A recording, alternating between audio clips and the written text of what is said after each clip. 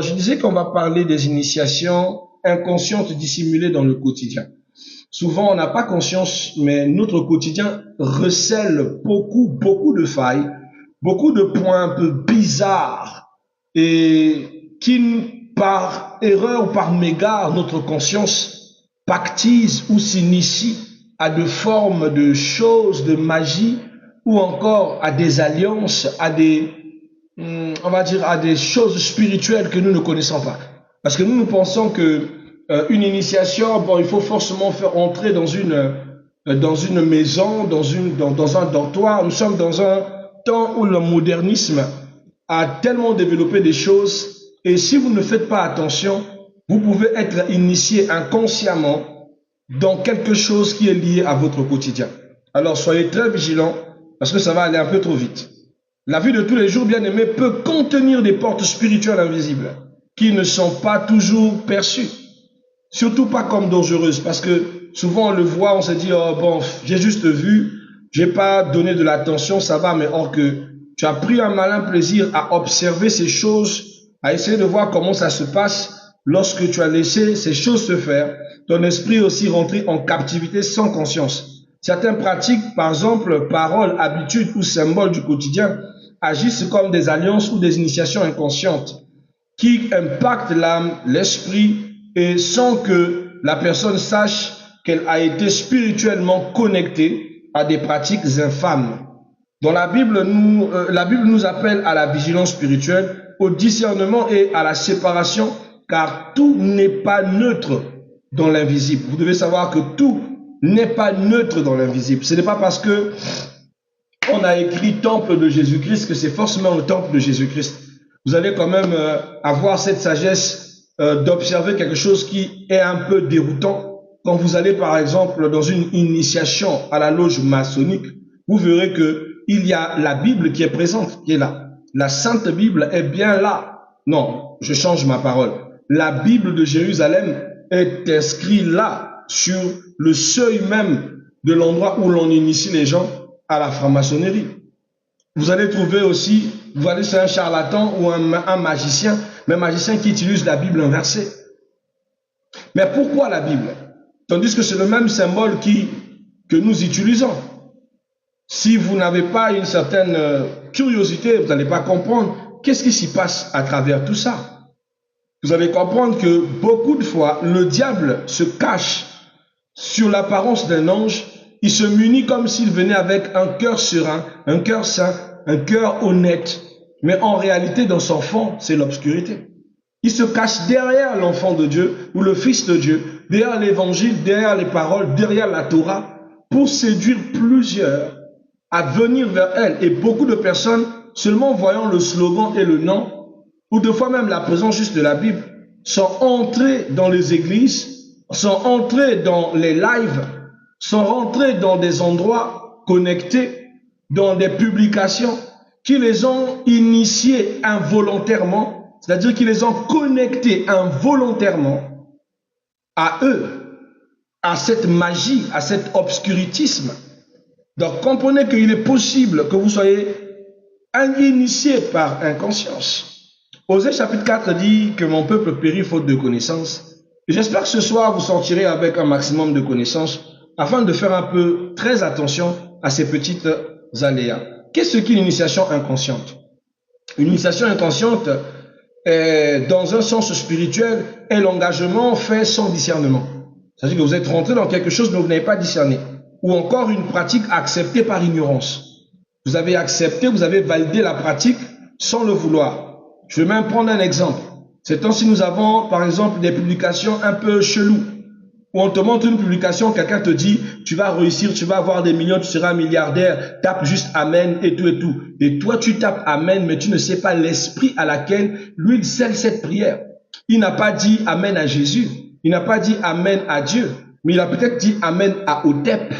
Et toi, tu n'as pas conscience. Tu as juste dit Amen, tu as validé quelque chose, tu as consenti à une chose qui doit t'arriver, mais qui ne vient pas de l'esprit de Dieu. Tu as initié ton esprit à quelque chose de pas net. Je vous assure qu'il y a des pièges énormes comme ça qui existent où tu te mets à lier ton esprit, à lier ton être à des choses que tu as pactisé par ignorance. Voilà pourquoi, bien aimé, oui, il y a des pratiques d'accepter ou d'entrer par une initiation dans l'ignorance. Il y a aussi, ça peut être aussi une influence reçue sans consentement spirituel clair.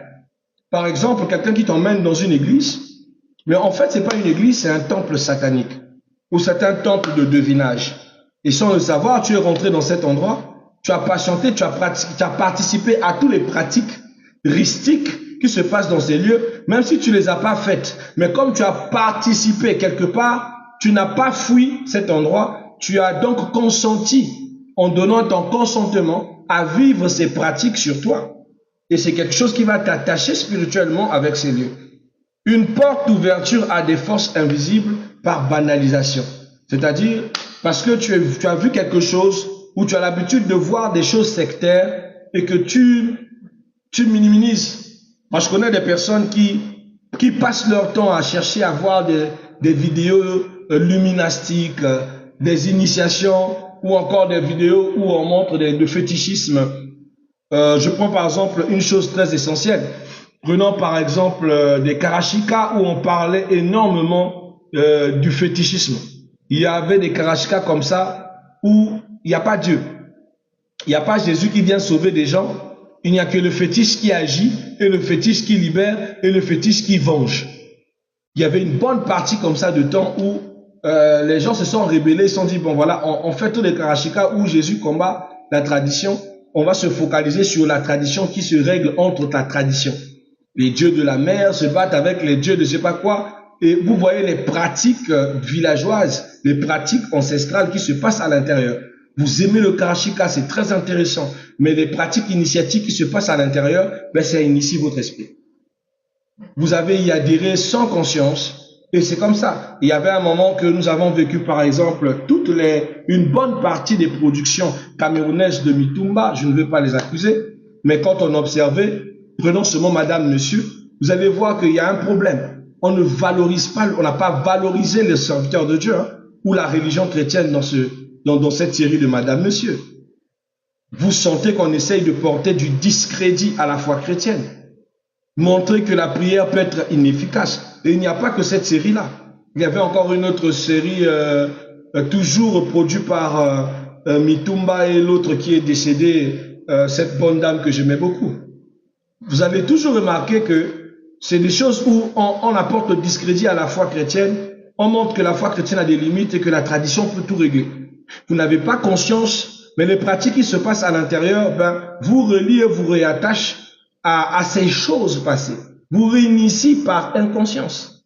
Ça veut dire que c'est des personnes qui ont compris que l'audiovisuel peut être un instrument qui peut vous rattacher à des choses que vous n'avez pas envie de repartir. Ça veut dire que l'initiation par inconscience peut passer par les coutumes, par les médias, par la musique, surtout par la musique.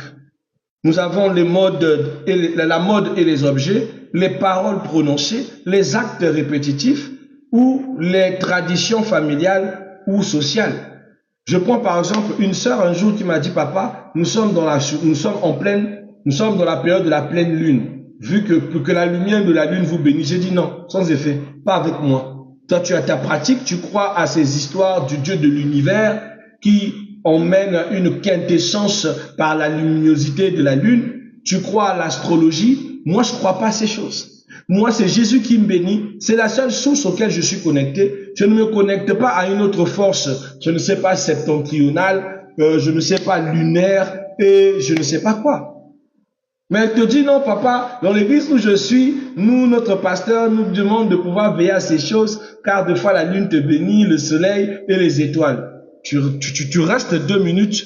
Si tu es quelqu'un qui a lu la Bible, tu comprends qu'il y a quelque chose qui ne va pas dans cette doctrine et dans cet enseignement. Mais pourtant, beaucoup de chrétiens, faux parce que si tu es dedans, laisse-moi t'appeler que tu es faux, se bornent dans ces sottises. Alors, ils sont initiés à autre chose que du christianisme et sont étonnés de voir des effets, des esprits bizarres qui s'acharnent sur eux, des influences bizarres qui descendent sur eux, des divinités bizarres qui combattent leur vie. Mais c'est normal.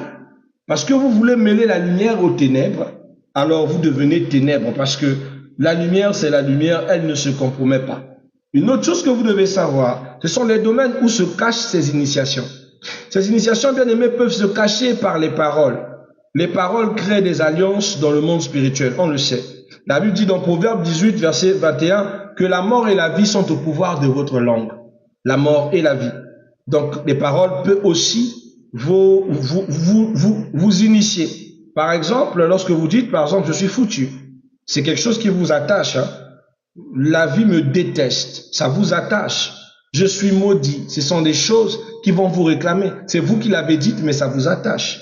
Ces phrases peuvent devenir des déclarations spirituelles qui amorcent un conditionnement de l'âme, qui vous attache, qui vous bloque.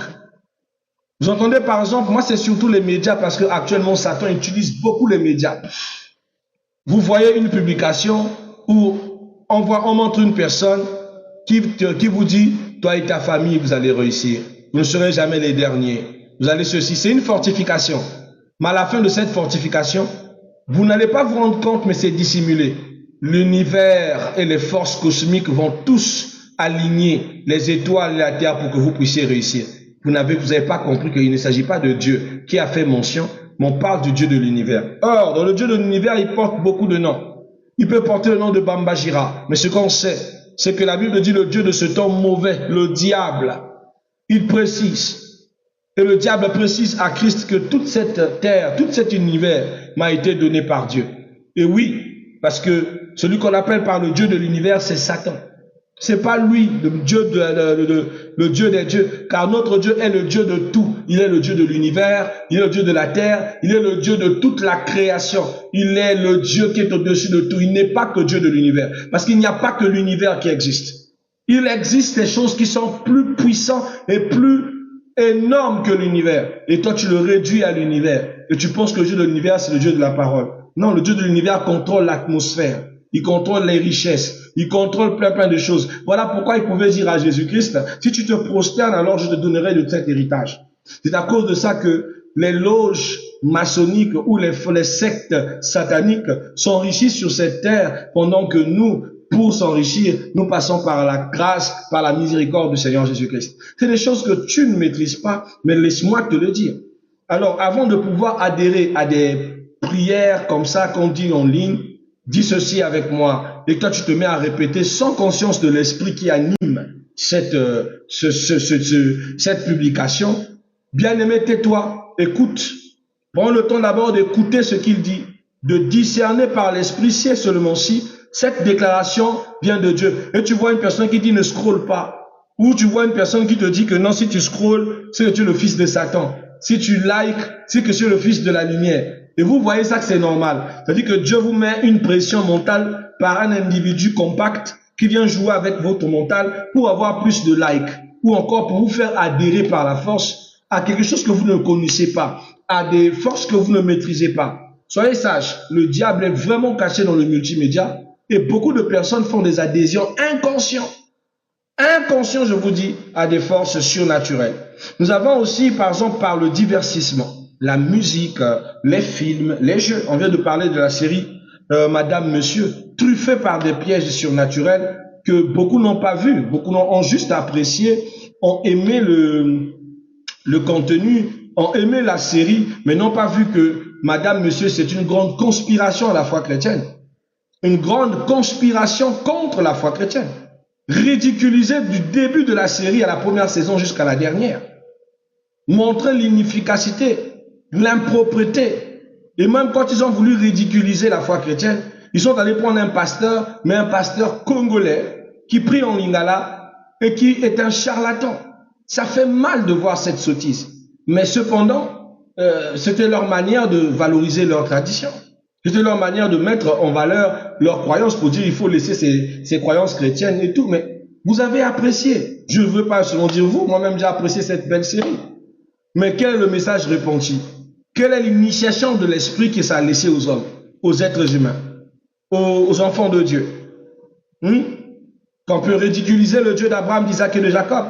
Que notre Dieu peut être inefficace à certains moments face à la sorcellerie. Tout genou fléchira, dit la Bible, lorsqu'on parlera de l'agneau.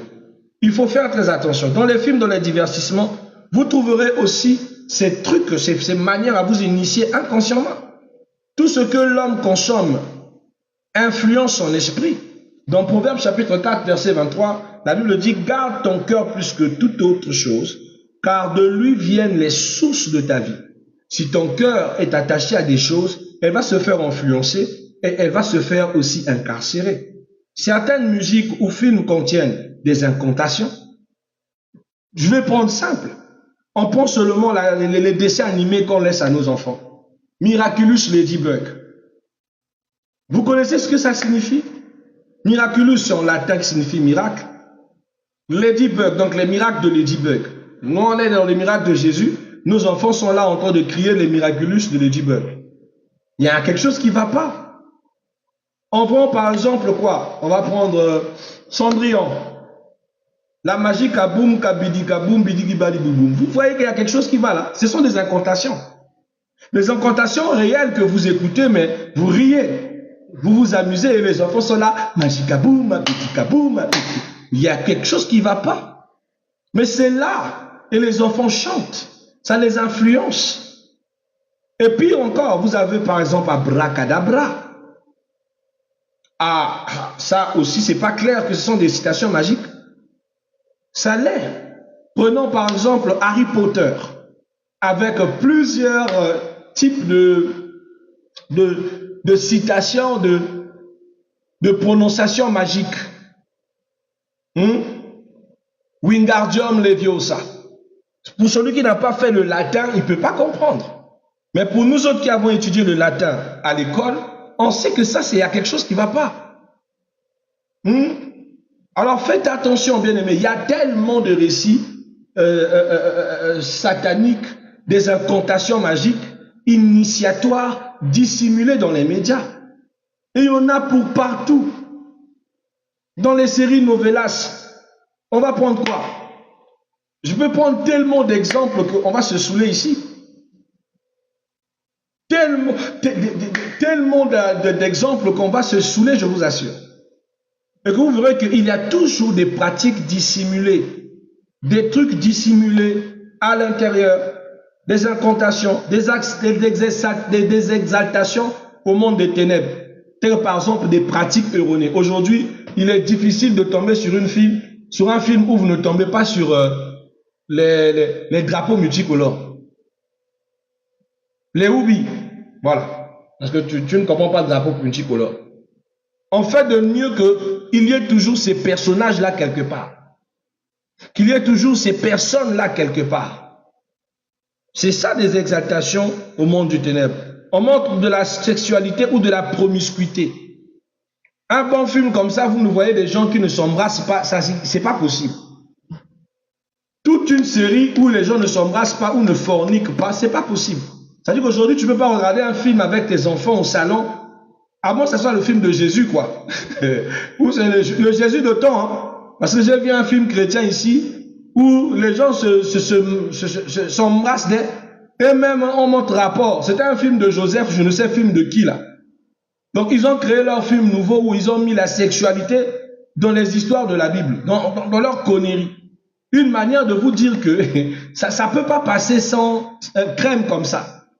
Il faut qu'ils mettent toujours de ces choses comme ça, rituelles, pour vous initier dans l'inconscience. Au lieu de recevoir un enseignement ou de recevoir un film éducatif, non, vous vous transférez dans quelque chose qui va vous détruire. Moi, j'ai apprécié les films de Madea. Parce que vous ne trouverez pas dans le film de Madea des scènes sexe. Non, non, non, que du conseil, que du fun, dans la chrétienté, mais pas du tout de sexe. Mais ce que les gens ont reproché au film de Madea, c'est que le personnage de Madea, c'est un homme qui se travestit.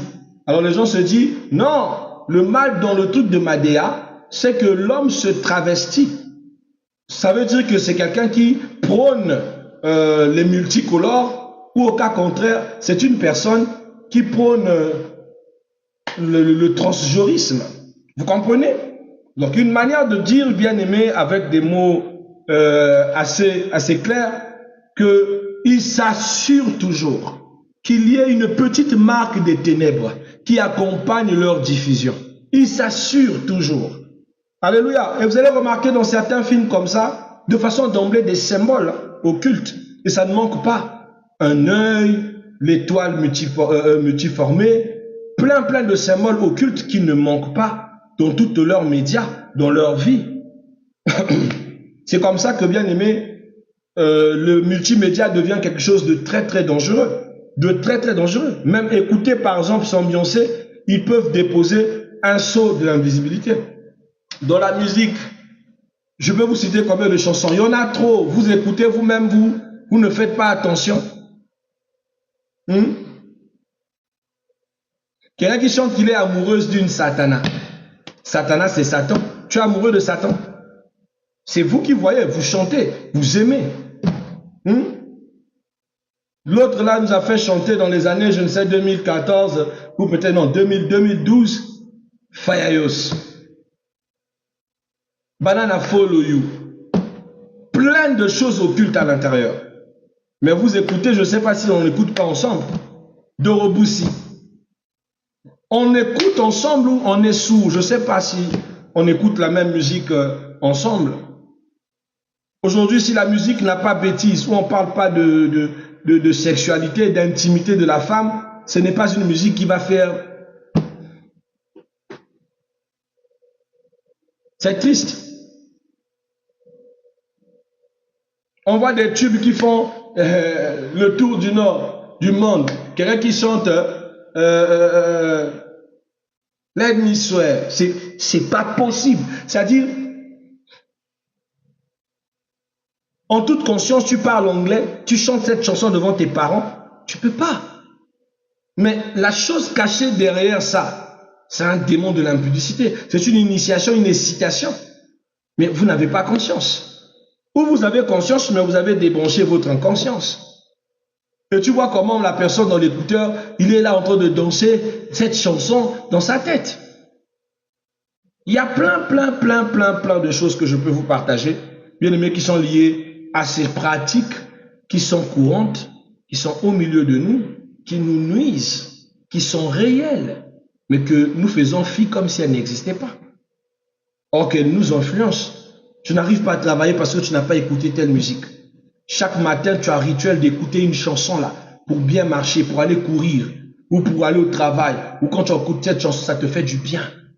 Mais tu ne sais pas pourquoi cette chanson, qui n'a rien à voir avec Dieu, mais t'apporte beaucoup de soulagement.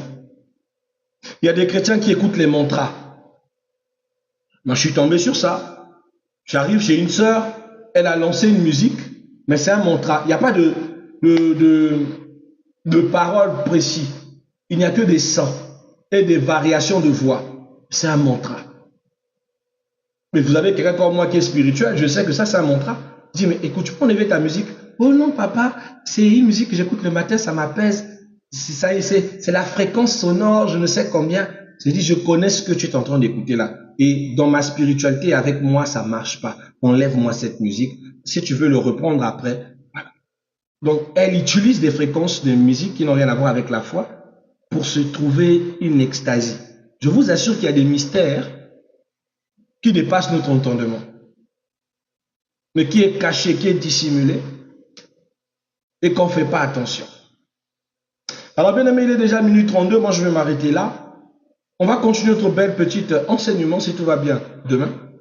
Travailler dans ces conditions, ça ne me plaît pas.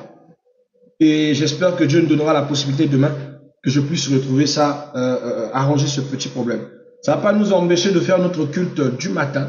Même comme ça, on va le faire. Le diable ne va pas nous empêcher de prier. Mais le matin, je pense qu'après notre séance, je vais voir si je peux trouver ce petit câble, ce câble d'alimentation là, pour pouvoir pallier à ce problème, parce que sinon, je ne pourrais pas travailler.